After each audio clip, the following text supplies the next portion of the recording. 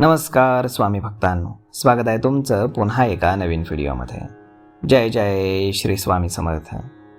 स्वामी भक्तांनो, स्वामी सांगतात की स्वप्नांवरती कोणाचंही नियंत्रण नसतं.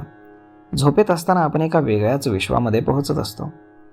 लोकांना अनेकदा स्वप्न निरर्थक वाटतात, परंतु सत्य हे आहे की प्रत्येक स्वप्नाचा काहीतरी विशिष्ट अर्थ आणि संदेश असतो.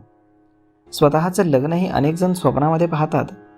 हे जरी सामान्य वाटत असले तरी त्याचे अनेक खोल आणि वेगवेगळे अर्थ असतात. जर एखाद्या तरुणीनं स्वप्नामध्ये आपल्या प्रियकराला दुसऱ्या मुलीशी लग्न करताना पाहिलं तर ते शुभ मानलं जातं. याचा अर्थ असा होऊ शकतो की तिचं लवकरच लग्न होणार आहे. अर्थात ते त्याच व्यक्तीशी होईल याची खात्री नाही. जर एखाद्या महिलेनं स्वतःला नवरीच्या वेशामध्ये पाहिलं तर ते देखील अत्यंत सकारात्मक लक्षण मानलं जातं. याचा अर्थ असा होतो की तिची एखादी मोठी इच्छा लवकरच पूर्ण होणार आहे किंवा ज्या कामासाठी ती कठोर परिश्रम घेत आहे त्यामध्ये यश मिळू शकतं. तर दुसरीकडे स्वप्नामध्ये नवरीला रडताना पाहणं किंवा निरोप पाहणं हे अशुभ लक्षण मानलं जातं. याचा अर्थ असा असू शकतो की तुम्हाला तुमच्या सुरू असलेल्या कामामध्ये नुकसान किंवा अडचणींचा सामना करावा लागू शकतो. अशावेळी तुम्ही तुमच्या निर्णयांचा पुनर्विचार करणं अत्यंत आवश्यक आहे. त्यानंतर स्वप्नामध्ये नवरदेव आणि नवरीला फेरे घेताना पाहणं हे देखील शुभ मानलं जात नाही. हे सूचित करतं की तुम्हाला नजीकच्या काळामध्ये तुमच्या कामामध्ये अडथळे येऊ शकतात किंवा एखाद्या स्पर्धेला अपयशाला सामोरं जावं लागू शकतं.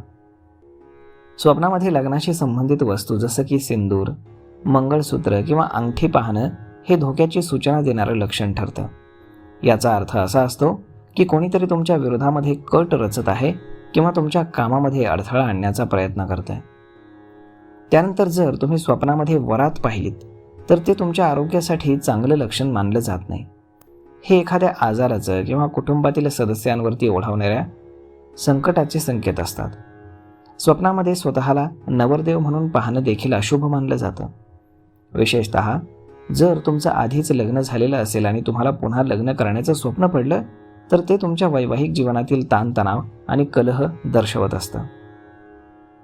त्यानंतर काही स्वप्न ही अत्यंत शुभ मानली जातात.